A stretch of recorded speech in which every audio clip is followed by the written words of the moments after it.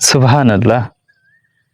আসলে আল্লাহর কোন কোন নিয়ামতকে তোমরা অস্বীকার করবে? অস্বীকার করার মতন কোনো সন্দেহ নাই।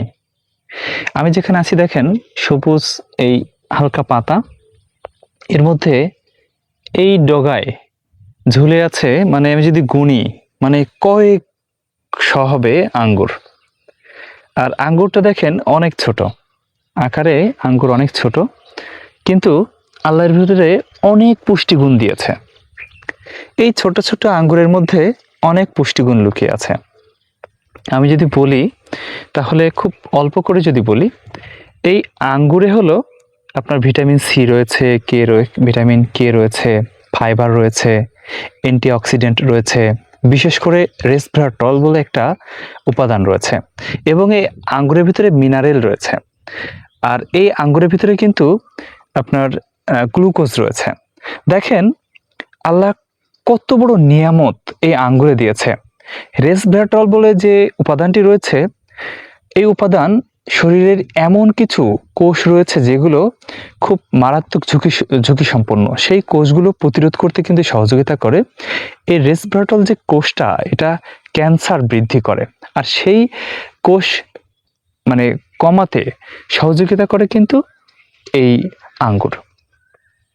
যাদের ডায়াবেটিস রয়েছে তারা কিন্তু এই আঙ্গুর খুব কম পরিমাণ খেলে ডায়াবেটিস নিয়ন্ত্রণে রাখতে সহযোগিতা করে। এবং এই আঙ্গুর আপনি যদি আবার অতিরিক্ত খান, অতিরিক্ত ভোজনে কিন্তু মেদ বাড়ার মতো হবে, মানে অতিরিক্ত খাইলে কিন্তু ডায়রিয়া হতে পারে। আর আঙ্গুর ফল বাজার থেকে যখন কিনে খাবেন অবশ্যই ধুয়ে খাবেন। আঙ্গুর ফল আপনার এলাকায় বাড়ির আঙ্গিনায় চাষাবাদ করতে পারেন।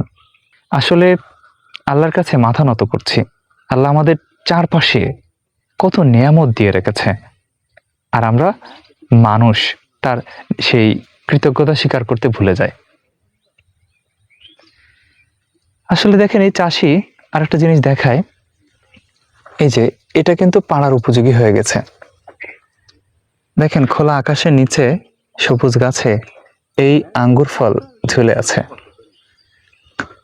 আমরা যেখানে আছি, কৃষক জাহিদুর রহমান, তার বাগানেই কিন্তু এভাবে থোকায় থোকায় আঙ্গুর ধরেছে। তিনি একবারেই প্রমাণিত, তার বাগানের এই আঙ্গুর মানে পরিপূর্ণ হয়ে গেছে। আমি আসলে চমকে যাচ্ছি, অবাক হয়ে যাচ্ছি। আল্লাহ মানে কত কিছু না চারিদিকে দিয়ে দিচ্ছে। আমাদের সাতক্ষীরার কলারোয়ার মতো জায়গাতে এই আঙ্গুর ফল চাষ হচ্ছে, ভাবা যায়?